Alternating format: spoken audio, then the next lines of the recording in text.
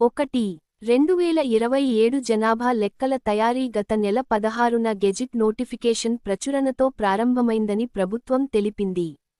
2. మహారాష్ట్రలో ముఖ్యమంత్రి దేవేంద్ర ఫడ్నవీస్ నక్సల్ ప్రభావిత గడ్చిరోలి జిల్లాలో వివిధ అభివృద్ధి ప్రాజెక్టులను ప్రారంభించారు మరియు శంకుస్థాపన చేశారు. 3. కేంద్ర వ్యవసాయ మంత్రి శ్రీ శివరాజ్ సింగ్ చౌహాన్ గుజరాత్లోని వేరుశెనగ పొలాల వద్ద రైతులను కలిశారు. 4. ప్రతి పోలింగ్ స్టేషన్ ఇప్పుడు 1200 కంటే తక్కువ మంది ఓటర్లకు వసతి కల్పించే దేశంలో మొదటి రాష్ట్రంగా బీహార్ నిలిచింది. 5. కేంద్ర వాణిజ్య మరియు పరిశ్రమల మంత్రి పీయూష్ గోయల్ ముంబైలో సైబర్ స్కిల్ సెంటర్ను ప్రారంభించారు. సైబర్ భద్రతను ఉద్యోగాలు మరియు ఆవిష్కరణలకు ప్రవేశ ద్వారం అని పిలుస్తారు. 6.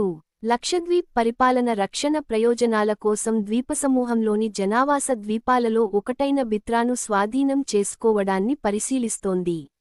7. ప్రతి సంవత్సరం జూలై 22న భారతదేశం జాతీయ జెండా దినోత్సవాన్ని జరుపుకుంటుంది. దీనిని తిరంగ దత్తత దినోత్సవం అని కూడా పిలుస్తారు.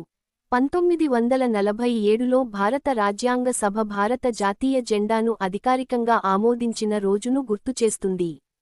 8. తమిళనాడు ముఖ్యమంత్రి ఎం.కె. స్టాలిన్ ఆసుపత్రిలో చేరారు.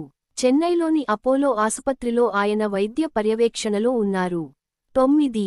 రాష్ట్రంలోని కొన్ని ప్రాంతాల్లో భారీ వర్షాలు కురుస్తున్నందున ప్రజా భద్రత మరియు అంతరాయం లేని సేవలను నిర్ధారించడానికి జిల్లా కలెక్టర్లు మరియు అన్ని విభాగాధిపతులను అప్రమత్తంగా ఉండాలని తెలంగాణ ముఖ్యమంత్రి ఎ. రేవంత్ రెడ్డి పిలుపునిచ్చారు. 10. తమిళనాడు ప్రభుత్వం కోయంబత్తూర్ జిల్లాలోని అనమలై టైగర్ రిజర్వ్ (ఏటీఆర్) లో భారతదేశంలోని మొట్టమొదటి centre of excellence for hornbill కన్జర్వేషన్ను ప్రారంభించింది.